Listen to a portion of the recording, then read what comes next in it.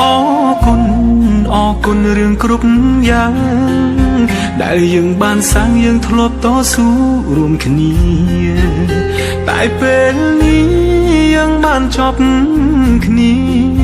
អស់ពេលវេលាមើលថែគ្នាហើយ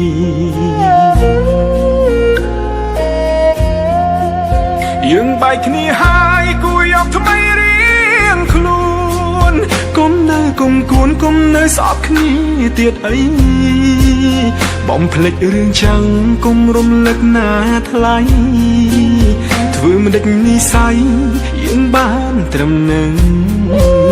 ចោតបងមនុស្សខំបងអ្នកខំក៏បានរឿងទាំងប៉ុន្មានគឺអូនអ្នកត្រូវទាំងអង្គបងសុំចិត្តអូនសុំមានស្ងួនឈប់ផុស Facebook ទៀតចង់ហើយឈប់ត្រាមកទេ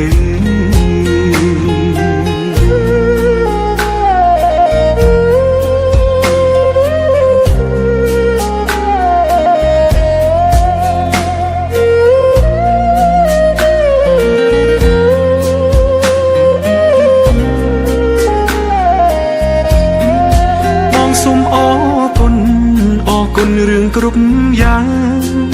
ដែលយើងបានសាងយើងធ្លាប់តស៊ូរួមគ្នាតែពេលនេះយើងបានចប់គ្នា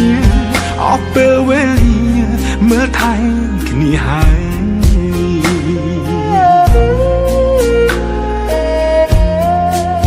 យើងបែកគ្នាហើយគួរយកថ្មីរៀងខ្លួនគុំនៅគុំគួនគុំនៅស្អប់គ្នាទៀតអីបំភ្លេចរឿងចាំងគុំរំលឹកណាថ្លៃធ្វើមិនដេចនិស័យយើងបានត្រឹមនឹងចោតបងមនុស្សខំបងអ្នកខំក៏បា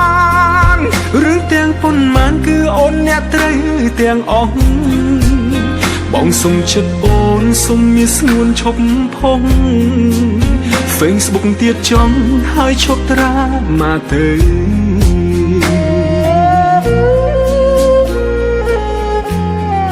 អូនគិតថាបងមនុស្សមិនល្អហើយទៅចង់អូនអើយទៅរកអ្នកសមនឹងថ្លៃបងមនុស្សអាក្រក់ដូចអូននេះ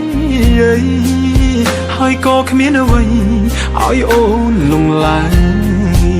ខ្ញុំចាក់ចាញ់ខ្ញុំចាចាញ់ហើយតែខ្លួនអូនអើយឈប់រំលឹកបងទៀតអីអូនក៏មានមនុស្សដែលគេស្រឡាញ់ថ្លៃ